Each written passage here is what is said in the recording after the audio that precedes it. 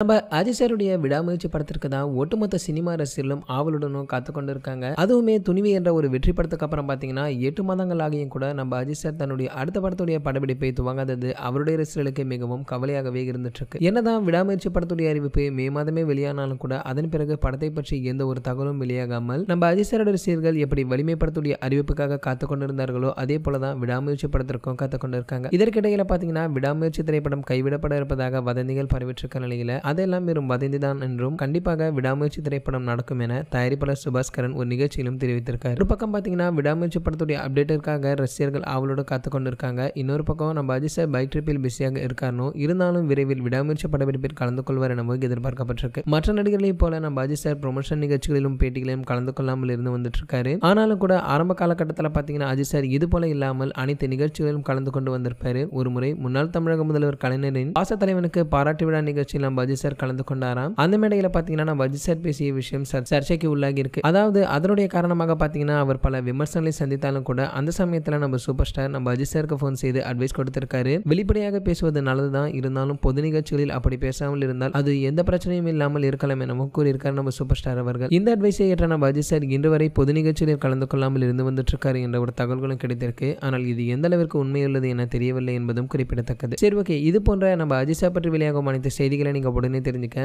நம்மளுடைய அஜித் 360 நம்ம சேனலை சப்ஸ்கிரைப் பண்ணிக்கங்க. மேலும் பக்கத்தில் உள்ள பெல் ஐகானை கிளிக் பண்ணிட்டீங்கன்னா நீங்க நம்ம வீடியோவை மிஸ் பண்ணாம பார்க்கலாம்.